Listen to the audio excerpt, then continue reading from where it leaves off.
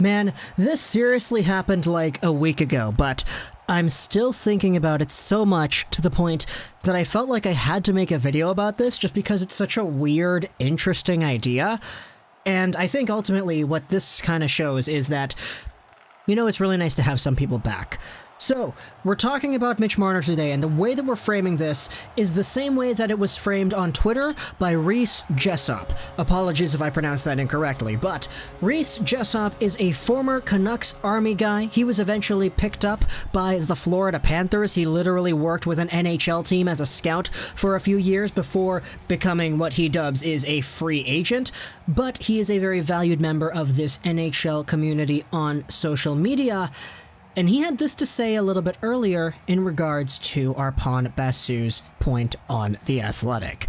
So, let's go back in time and take a look at what exactly this whole Marner thing is coming from, and where Quinn Hughes plays into all of this too. So, The Athletic NHL tweeted out an article by Arpon Basu talking about young D-men and how they're taking the playoffs by storm and changing the position for the better.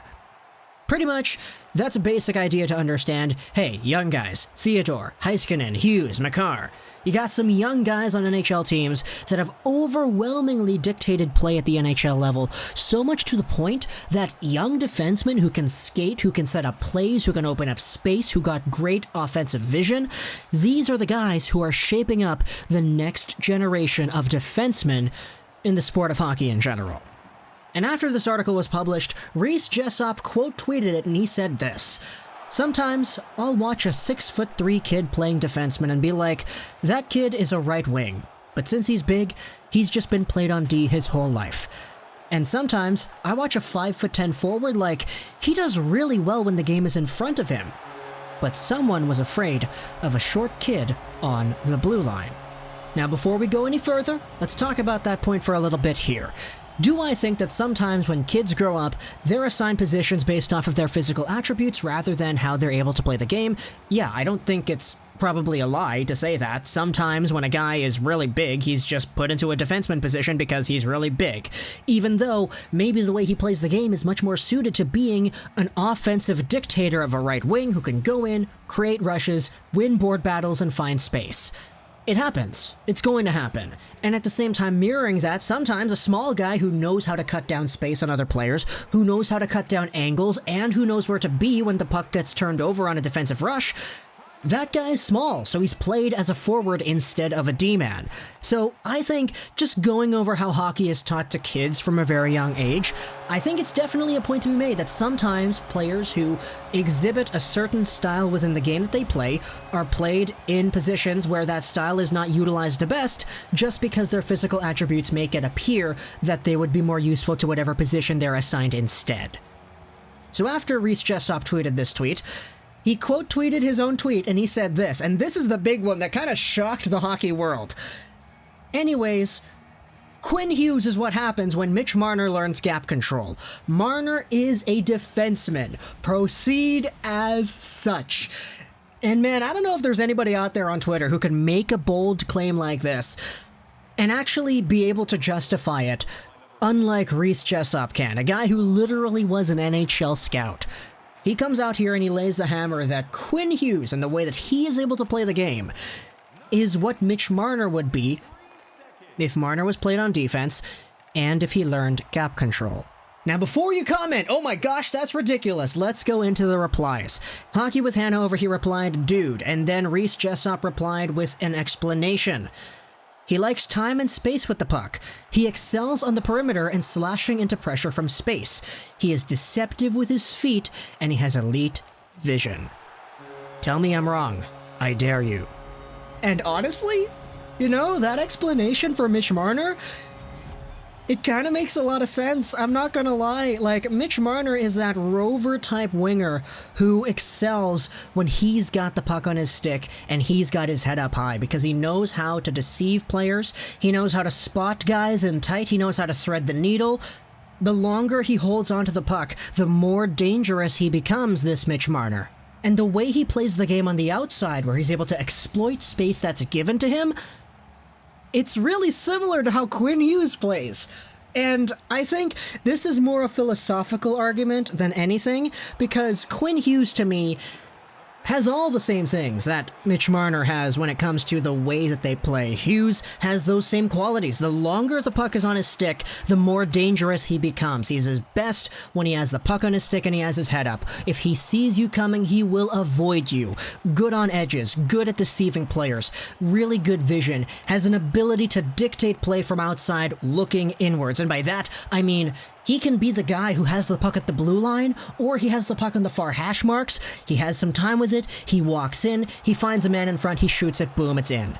Or, instead of that, he dipsy doodles around a guy, opens some space up for himself, makes a nice pass that way. Or, if he needs to deceive and turn around, he'll do that. Quinn Hughes knows how to do all that stuff, and everybody who's a Canucks fan knows that's true. But Mitch Marner, he kind of does the same thing, except he's a forward. It's like that earlier tweet that Reese had as well.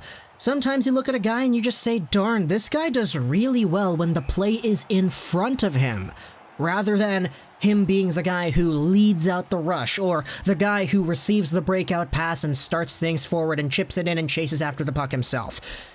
They play better from the outside. Not when they're in deep in the play, not when they're in the corners grinding out the puck trying to get a shot on goal, but when they're behind the play, waiting for a chance to intercept. And I think just this idea here, you kind of know where I'm going with this. Imagine if your top pairing is Riley Marner. Just think about it. Mitch Marner is a guy who, if he was played on defense instead of forward, this is the kind of guy who can facilitate play from his own zone. He can headman the puck himself, open up space. If he sees a guy in front, he passes it, boom, it's in the net. Or if he doesn't see a guy, he can just take it in himself, use his shiftiness to go in and outside, and then retreat back to the point, because he plays better when he's given an opportunity to jump in and bite, steal the puck, and make a play from there, rather than being the guy who is in on the forecheck trying to open up space, make plays, and do all of that while defensemen and other teams' forwards are hounding on you on the boards. I just think it's a crazy idea, man. We've seen this happen before where NHL forwards and NHL defensemen kind of swap. We have the big ones, Byfuglien and Burns, two guys who have played both positions. And in the replies of this tweet, there are a lot of other ones that people are talking about. Some people are saying, okay, well, Rasmus Ristolainen is just a power forward masquerading as a defenseman. We have Scotty Bowman messing around and playing Sergei Fedorov as a defenseman once in a while.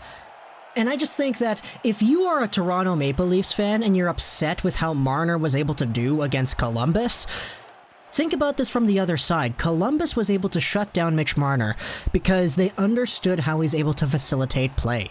He needs his space. He needs his room to move around. He needs the ability to see guys. But if John Tortorella's Columbus Blue Jackets are up there, causing disturbances to the point where Marner can't put his head up because if he does, hey, the puck's gone. You're shutting down Mitch Marner's most effective quality. It's his ability to see what's happening in front of him, absorb it, and react elegantly. The argument here is that he plays better when the play is in front of him, rather than surrounding him entirely. So, talk to me in the comments what you think about this crazy, crazy idea. Mitch Marner is literally a guy who put up 90-something points as a forward right winger alongside of Austin Matthews, etc. But do you think there's value in thinking about this idea here? This idea that a literal NHL scout, formerly at least, has come out and mentioned on Twitter that Mitch Marner would be better suited as a defenseman, and that once he learns gap control, he's gonna resemble Quinn Hughes a heck of a lot. I don't want to play the whole, imagine a power play with Tavares, Marner, Matthews, Nylander, and Riley game, because we've played that game so many times. Once Tavares was signed, boom, it was over. We talked about that like crazy. But Mitch Marner on D? Honestly, I think there's a lot of value to that idea, but if you disagree, let me know in the comments why. If you agree, let me know in the comments why. Is there anybody else in the NHL who you think could use a positional change, just like that Rasmus Ristolainen that was mentioned a little bit earlier, as a power forward? If there's anybody else like that, let me know in the comment section below. I hope you enjoyed this video. Trolls 99, and bye.